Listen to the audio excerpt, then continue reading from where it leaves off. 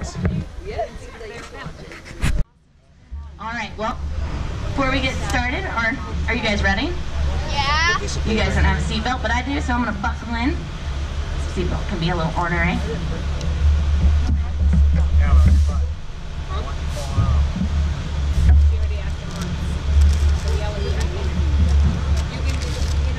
Hey Serenity, can you give me a moment? I'm trying to get my seatbelt to come out all the way. Serenity is our driver, and she can hear me talking in the cab, so we'll give her hints and things as we go along.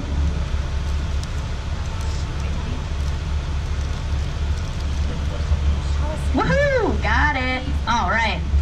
Golden. Good to go. You guys ready? Yep. Yeah. I'm sorry, what? Yeah. Ah, that's right.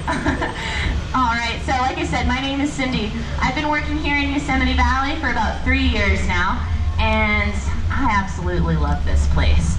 I have been in the National Park Service for exactly 8 years today, which was really funny. All right, but thank you, yeah. So, I've been in the National Park Service for about 8 years. I've worked in 7 national parks, and this is the one that I keep coming back to. This place is my heart's home. I feel it. I'm one of those lucky rangers. I actually get to live in Yosemite Valley. When I wake up in the morning, I go on my front porch, I have a perfect view of Upper Yosemite Falls. So you can imagine it's not very hard for me to fall in love with this place, right? Yeah. One of my favorite things to do while I am here in Yosemite is to go on a green dragon. Do you guys know what a green dragon is? We're on one right now. These vehicles have been touring around Yosemite Valley for decades, so they're pretty well known. So as we're going around the valley, and you see people kind of waving at us, or maybe saying hello, feel free, practice that beauty queen wave, elbow, wrist, right? Wave right back at them. We are our own personal parade through Yosemite Valley right now. And as we're going on this little parade, I get to tell you about one of my favorite places on the entire planet. So I get to tell you about some of the adventures that you can go on after this green dragon, even though this is a pretty great adventure, right? But about some of the hiking, some of the history, the stories, personal stories, history throughout the years in the park, and also geology, and try and point out as many things as I possibly can as we're going around the valley today. But like I said, this place, when I go outside in the morning and I look around, I see waterfalls. Up and to your right, you'll see a little bit of Upper Yosemite Falls as we go out of the parking lot here.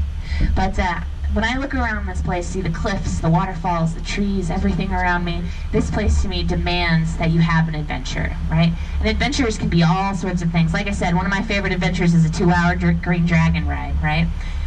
But also on my days off, I like to go hiking. I like to go try and climb some rocks. Sometimes I just like to sit by the river and listen to the water flow on by.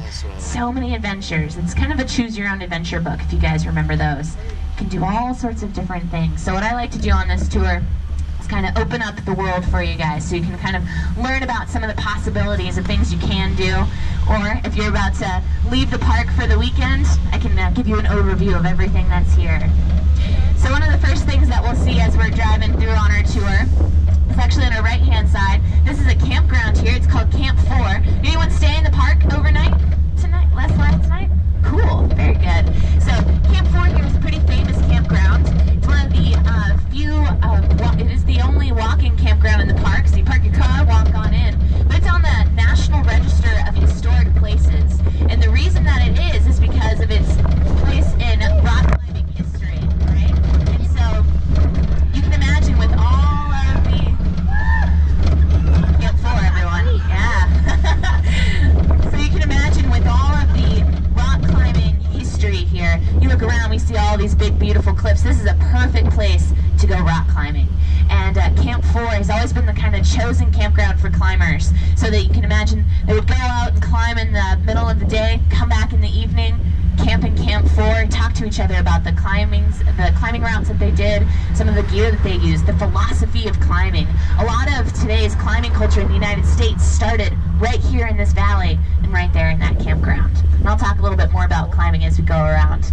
So forgive our haze today. We will see smoke today.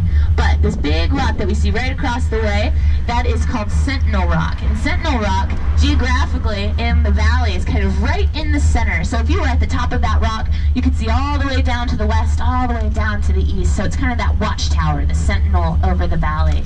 Ooh, we also have some pretty cool crepuscular rays, those nice lines going through the smoke of sunlight. pretty awesome. But we'll see Sentinel Rock a few times here and there as we go around. Ooh, a deer. Hi, deer. Hi, deer. Yeah, a mule deer. Hello, deer. So it is that time of morning where it hasn't gotten too hot yet. So we might see a few more deer prancing around as we go around. So keep your eyes peeled. You might see some other bits and pieces of wildlife as we go around too. When Serenity sees one, she usually slows down and everyone look around, okay?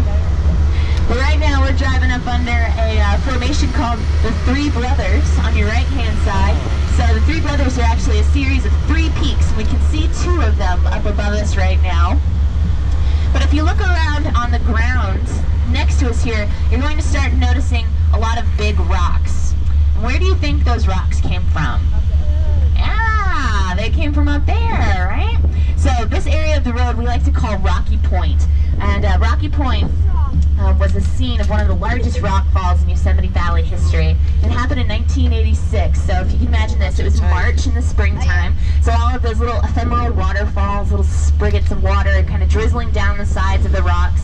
Then the springtime is a time when you can imagine all of those little bushes and trees growing in the cracks between the rocks are starting to get greener and starting to grow bigger. And so those cracks in the rocks are starting to get a little looser. Springtime is a really good time for rock fall. And so 1986, a park ranger was driving down the road here, and as he was going by, he heard this very loud, snap, crackly, popping sound up on the cliff. And he knew from his time here, that's not a good sound. You don't want to hear that from the top of a cliff. So he used his power as a law enforcement ranger to close down that section of road. It's a good thing he did, because 7 a.m. the next morning, 1.5 million tons of granite fell from the side of that cliff, skittered down, crossed the road, skipped into the Merced River. Thankfully, though, no one was injured. This road was closed. The road definitely needed to be repaired. To give you an idea, 1.5 million tons of granite is about 600,000 cubic meters. So 600,000 washing machines worth of rock, right? Falling all at once. Now, rock falls like that do not happen in Yosemite Valley very often, but we do have small rock falls, and they happen pretty regularly, about once a week in Yosemite Valley. Most of the time, you never even see them. We just pick them up on seismographs when they kind of shake the earth a little bit. But if you're ever in Yosemite Valley, on a day kind of like this, where it's nice and clear, there aren't any big clouds, and you hear this loud, thundery noise, look around on the cliffs around you, and if you see kind of a plume of dust rolling down the side of a cliff, that is a rock fall. And it's pretty cool to see. In my 3 years, I think I've only seen about 3. I've heard a few more, but it's a pretty cool thing to see. And if you do, make sure to go find a ranger and tell them that you saw it, and tell them where you saw it. We keep a very long list of where those rock falls happen. That way we can make sure that we're not building campgrounds or roads too close to those areas, so we can keep everyone safe. But how did this rock get here in the first place? So I'm going to get a little sciencey with you guys. Is everyone familiar with plate tectonics? So basically we have our planet Earth, right? It's this great big sphere, and on the inside is molten hot magma, melted rock. And on the outside is the crust. It's kind of like a thin eggshell. That eggshell is broken up into different pieces, and those plates kind of move around and bump into each other. So if we go back in time, let's say about 300 million years ago or so, we had 2 plates coming together. One was the North American plate, had the Yosemite on top of it, still there today. Then there was the ancient Farallon plate, and at that time that was an oceanic plate, had the Pacific Ocean on top of it. When those 2 plates came together, that oceanic plate was heavier, it was more dense, and so it actually subducted. It went underneath the North American plate, and that crust, that rock and soil, got closer to that hot center of the Earth, and so that rock started to melt and become fresh magma. And fresh magma does not like to be underground. It wants to get back up. It wants to escape through volcanoes. So on the eastern side of the Sierra Nevada, kind of near Mammoth Lakes and June Lake on the other side there used to be volcanoes. So you can imagine this crust is coming under. It's basically creating this great big magma chamber, this hot swirling rock under the ground. About 10% of that magma escapes through volcanoes on the eastern side, but about 90% stays underground for millions of years, and slowly it starts to cool down. It starts to crystallize. It starts to become granite rock. And over millions of years, all that soil on top kind of starts to erode away. A stream starts crossing over that big glob of granite that's underground, and starts to create this nice little crevice. Starts to make a valley. So we end up having these granite walls. You look around us right now, we are literally driving through the ancient guts of volcanoes right now. That's pretty cool to think about, right? Yeah, the ancient innards, that's what we're looking at. Millions of years ago, before this valley was starting to erode away, you can imagine rocks from this side were connecting to that side, all the way through solid granite. And over millions of years, it's eroded away to be what we see right now.